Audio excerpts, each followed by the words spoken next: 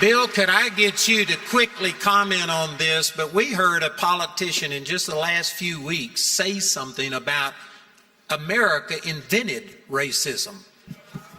Would you just give a little perspective that really white and black slavery and stuff, slavery has been in existence throughout history, and actually there's been more whites enslaved than blacks. Tim Kaine said America invented slavery. Yeah, that's what it was. Yeah, so the Jews were slaves in Egypt. Athens, 60% of the people in Athens were slaves. They were just other Greeks that were captured. You had the Romans. You'd have Julius Caesar conquered in Europe and captured people and brought them. Well, he captured people that were called Slavs, Yugoslav, Czechoslovakia, Slovenia, Slovakia. And he captured them, brought them, and gave them out as permanent servants, so much so that the word Slav got the connotation of a permanent servant. That's where the word came from. Muhammad owned black slaves. In Arabic, they have one word for African and a slave. It's abid. So all of the caliphs owned African slaves, and so they started a slave trade. They had slave markets for blacks in Timbuktu, where the canoe meets the caravan, Niger River, Khartoum in southern Sudan, Zanzibar Coast, Tanzania, Mozambique. And then Columbus discovers America, and some of the Spaniards enslaved some of the Native Americans, and a Catholic priest, Bartolome de las Casas, spends his whole life, finally gets the King of Spain to outlaw the enslavement of Native Americans. And the greedy people say, where can we get more slaves? And someone said, Africa. So they go to the Muslim slave markets and they buy Africans. And it continues for centuries.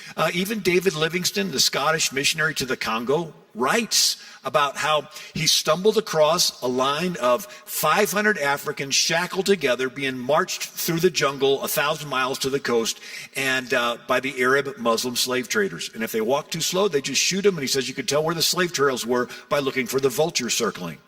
And then he said that he went through a village to witness the gospel, goes back a year later, ghost villages. They were all rounded up. Somebody gave David Livingstone a little steamboat to go up the rivers. He says it kept breaking because it would hit the bodies of the Africans that the Muslim slave traders would push in there. Even the founder of the Boy Scouts, Baden Powell, he was stationed in Africa. He talked about the Ashanti king selling his own people into slavery, and many times for human sacrifice. And anyway, so there really was never an abolitionist movement in the Muslim world. The abolitionist movement really started in America with the Quakers.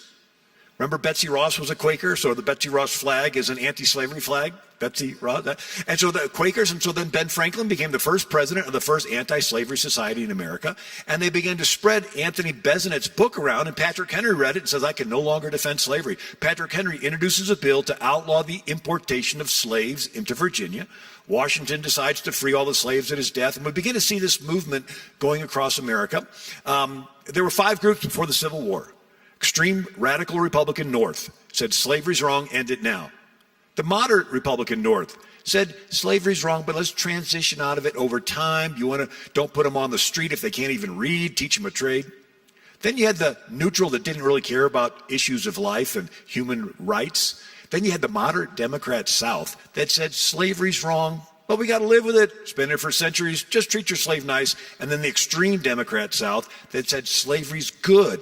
Let's import it into the new territories coming into the Union, and let's force the people in the North to participate in the fugitive slave law. So if a slave escapes, and so there was an escaped slave in Ripon, Wisconsin, or in one of those towns in Wisconsin. 5,000 white Wisconsins go to the jail, bust the door down, and free the black man.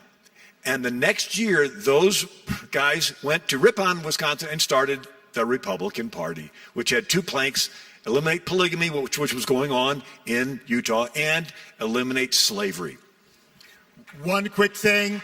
Since we're in the process of tearing down everything that represents the slave or racist past, we ought to begin with the Democrat Party, because it's the party of slavery. Amen.